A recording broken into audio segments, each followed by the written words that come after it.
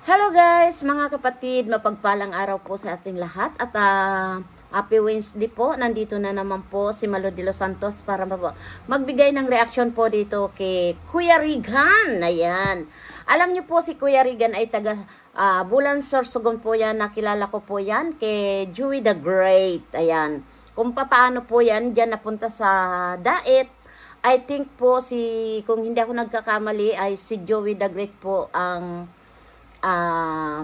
nagdala, kung hindi po ako nagkakamali, ano.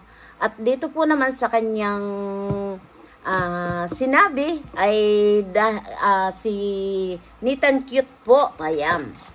Alam niyo po mga kapatid, at bago tayo mag-reaction, ipaparinig ko at paririnig ko muna kung ano po yung sinasabi ni Kuya Regan, ano. Kasi napakaganda po yung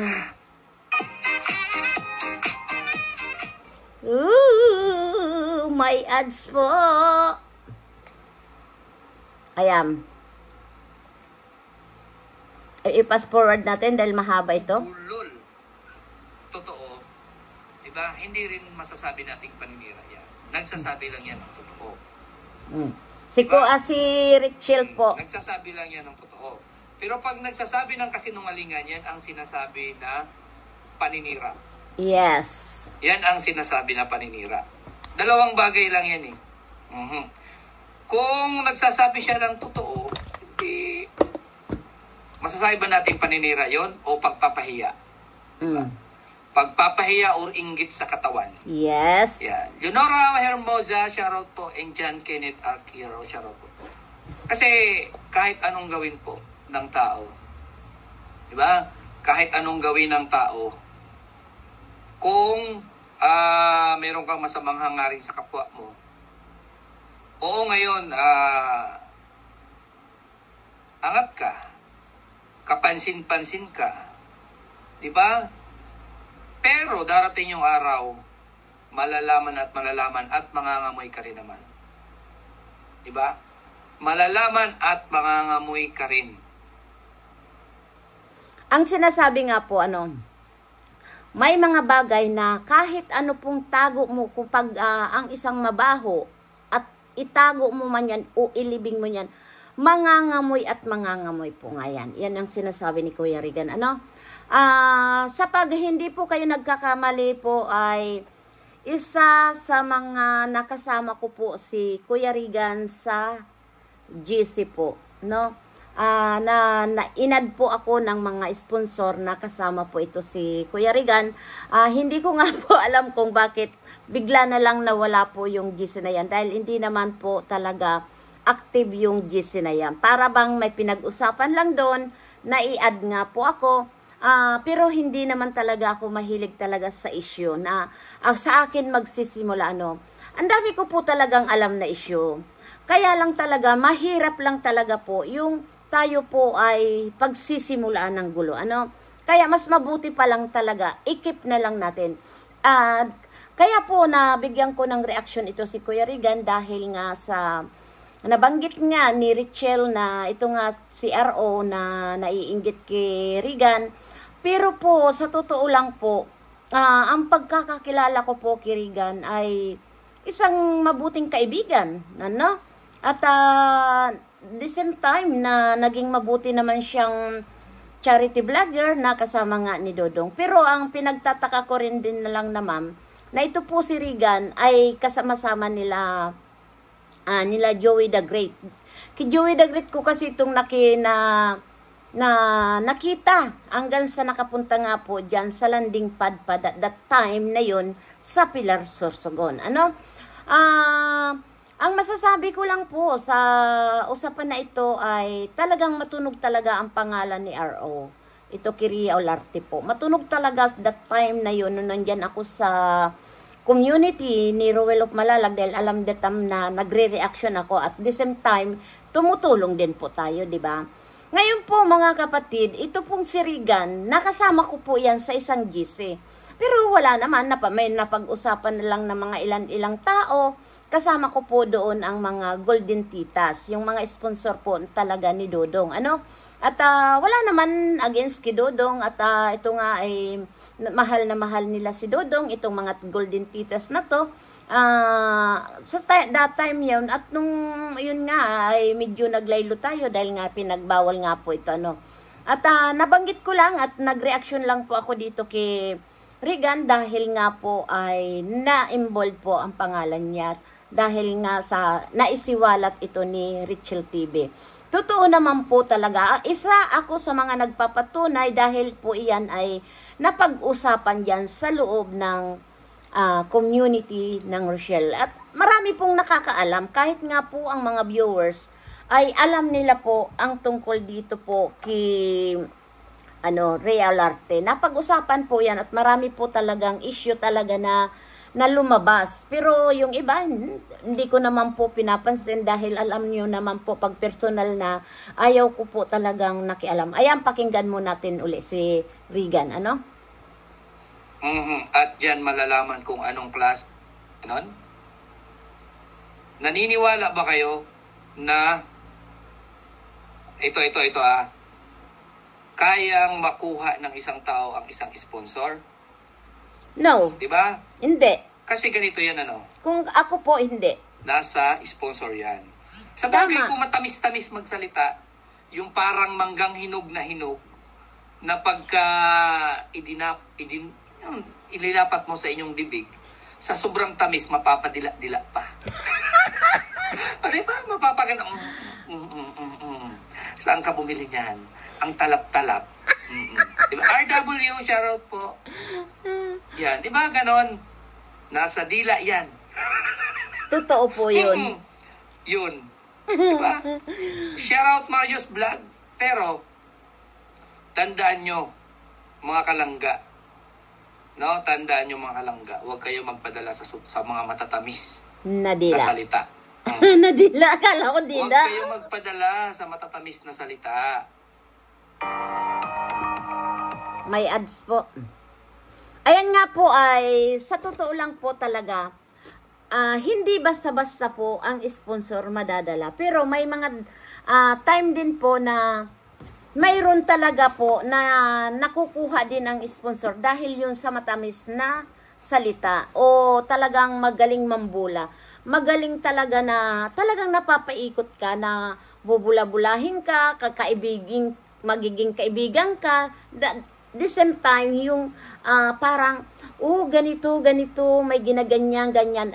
Talagang po na mayroon. Ako po talaga, diyan sa loob talaga ng community noon, ay ito nga si Regan ay nakasama ko sa isang GC, na mga kasama ko po doon that time, mga sponsor, mga Golden Titas, pero hindi ko na po isas papangalanan dahil alam naman natin, mga private sila, wala naman silang mga channel. Ako, may kaibigan po ako from Canada. At yan ay kahit paano po nag-uusap kami at nandyan po yan kay Regan. Dahil si Regan nga ay bumalik na ng Bulan Sorsogon at doon na siya po ay tumutulong. Pero sa pagkakakilala ko naman kay Regan ay wala naman akong narinig na negative sa kanya, Nakakasakit sa ngipin. Diba? Nakakasakit sa ngipin yun. Tandaan nyo po, mga kalangga, yung mga matatamis magsalita. Nako, good evening Kuya Regan. Oy, Nanet to Netflix Vlog. Shoutout po. Pusuan natin. At pasalamatan. Ayan. May nagpalipad. Diba? Take. Manira ng iba.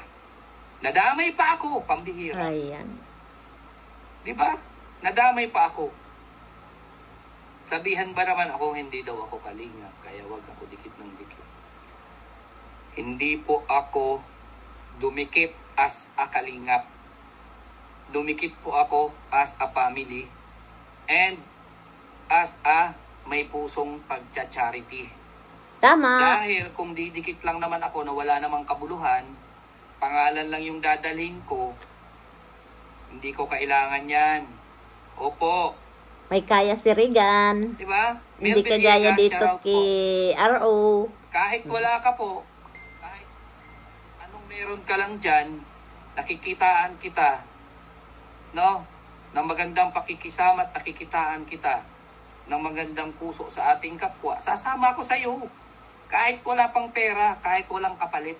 Yes, tama. Opo, totoo yan, 100%. Dahil ganun din Dahil po sumama ako. man ako kila Dudong nang walang hinihintay na kapalit. Yes, totoo yun. Gumastos ako, inalay ko yung sasakyan ko, inalay ko yung sarili ko.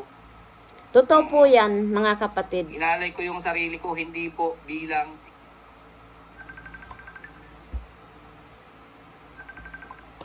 sumama ako sa sikat na grupo.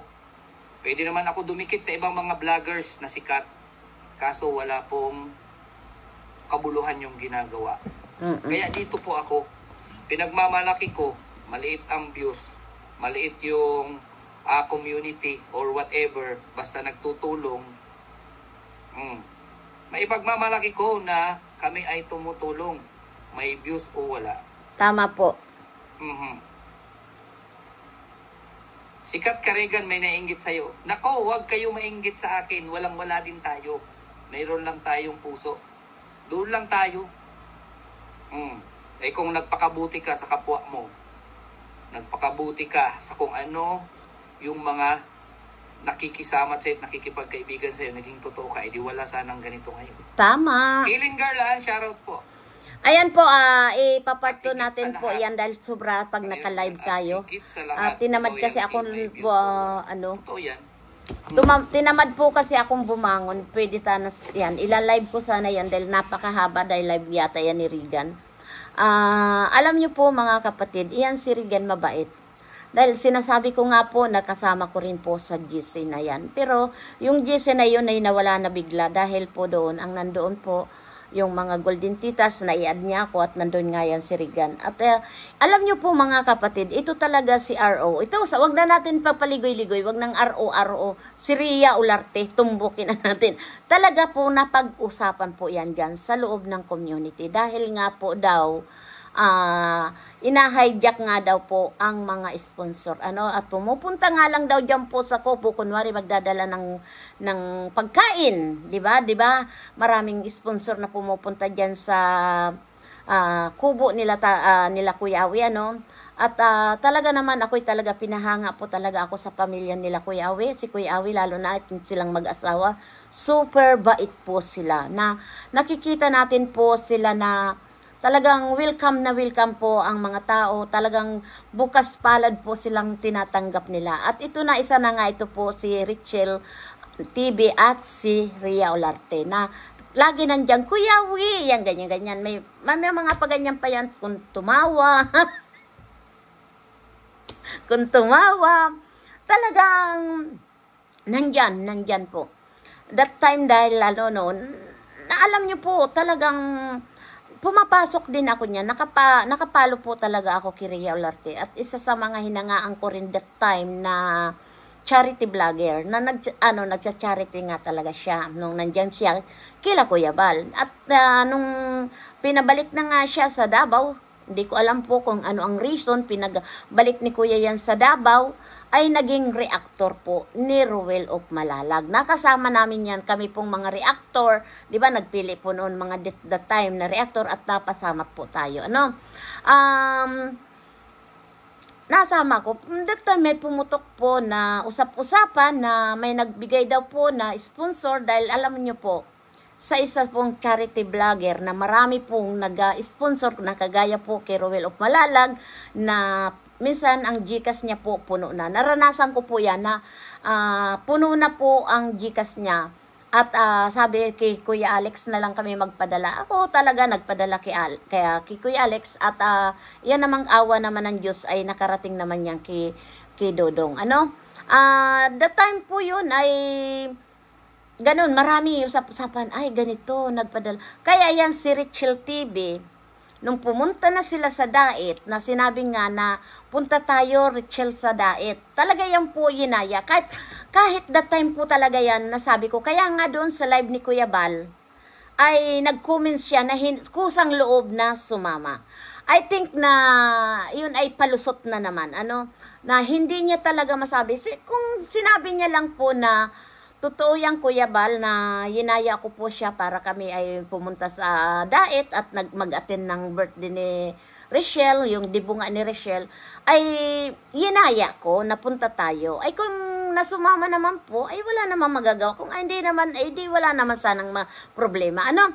Kaya lang po, yung mga ganyang salita na i-deny mo, na hindi mo yinaya at kusang loob na sumama, mabubutasan ka dito. Dahil iyan po talaga, ay may nabanggit doon at nabanggit din nga yan na yinaya ko parang ganun nagkakatuwaan basta may isang kainan na naman noon dyan sa Kubo na ayun nga na nabanggit din talaga yung pangalan na magkakasama sila ni Rachel at yinaya ko nga ika dahil mag-aatin kami ng Dibo ni Langga. Ganun parang mga ganun. Pero matagal na nakalipas na hindi na sana iyan issue dahil nga kung kusang loob, okay lang, pero sana kasama mo, hindi mo pinabayaan. Ano? At tungkol nga man dito nga si Kuya Regan, nabanggit naman, nadamay na naman ang pangalan ni Kuya Regan at sinasabi ngang si Kuya Regan ay naiinggit. Hindi yan po maiinggit dahil sa pagkakaalam ko po, si Regan po ay stable ang buhay, may kabuhayan. Kaya, taga-Bulan po yan, Sorsogon. Ano? Dito po tayo sa usapin ni Ria Olarte at ni Rachel TV. So dahil po nanawagan na nga si Kuya na tuldukan na po ng issue na yan, magkapatawaran na, sana naman po ay wag na po na mauulit pa yung siraan sa magkakaibigan at ako po talaga sa totoo lang, hindi po ako sang-ayon yung na tinitingnan natin ang mga kasamahan natin. 'Di ba? At mag-iingat na lang. Sa ngayon, mag-iingat tayo lalo na sa mga GC. Huwag po tayo basta-basta mag-comment na nakakasira sa ibang tao. Ano? At kung tayo naman may kaibigan na nagyaya tayo ng kaibigan, huwag natin pong pabayaan ang kaibigan natin, lalong-lalo na first time diyan sa Daet. Ano?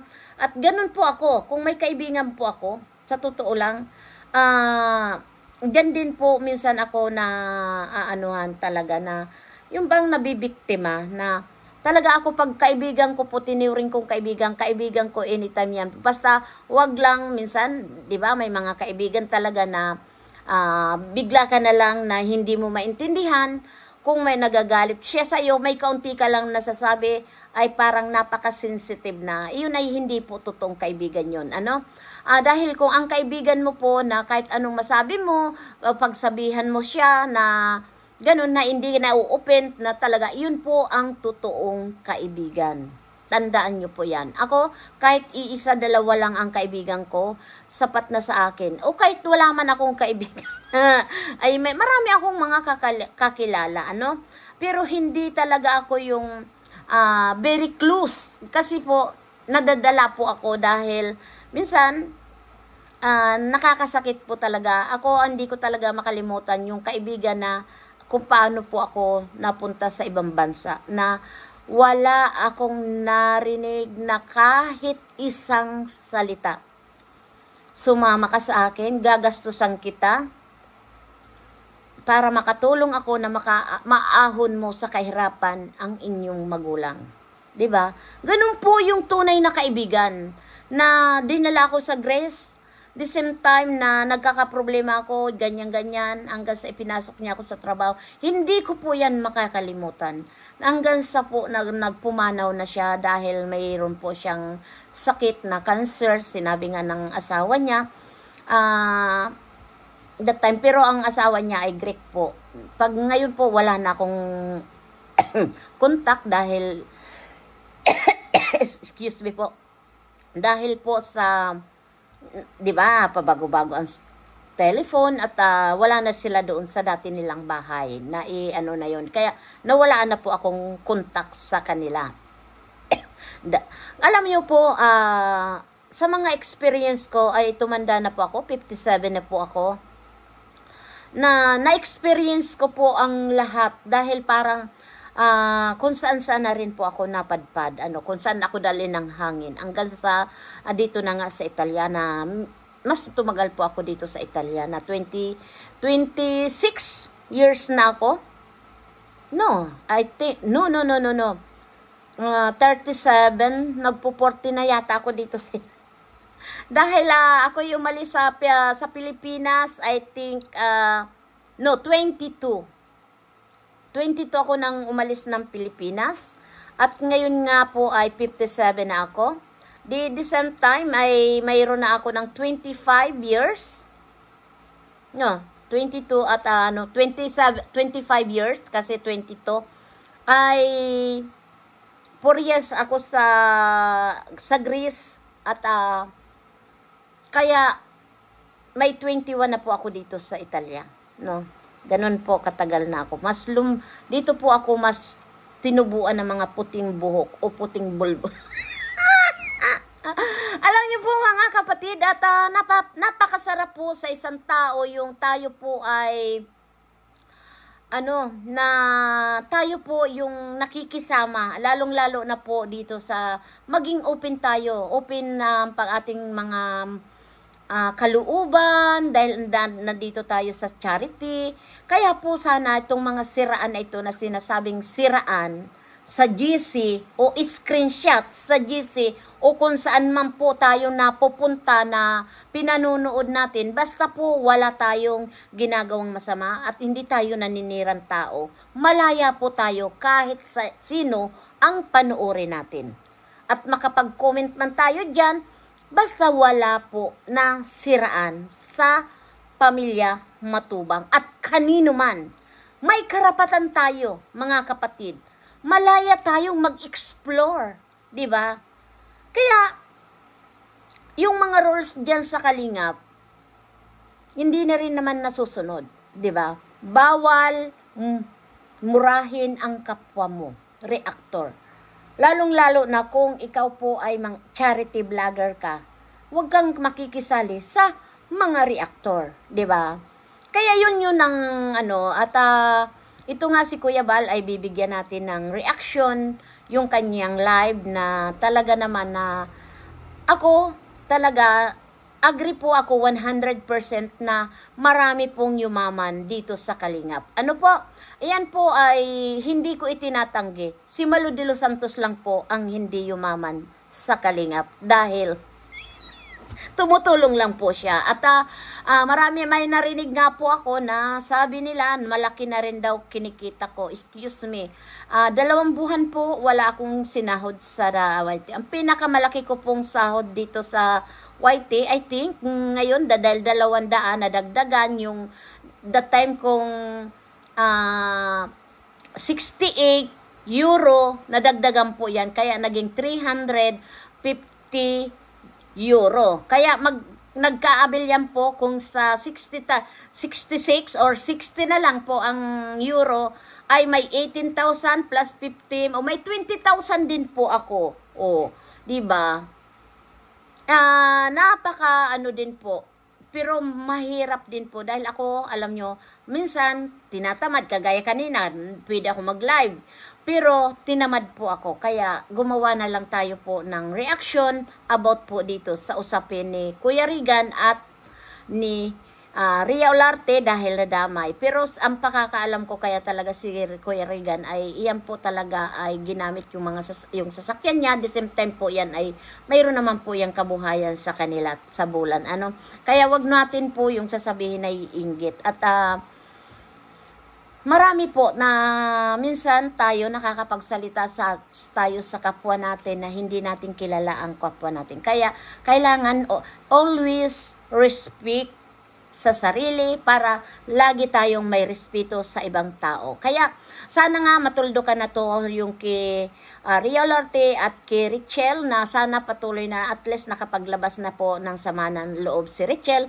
Pero mag-iingat na lang tayo po mga kagaya mga sponsor po, huwag magpapadala basta-basta. Lagi ko yung panawagan sa mga sponsor na huwag kayo basta-bastang maniniwala sa mga matatamis na salita. Yan lang po lagi kong pinaalala.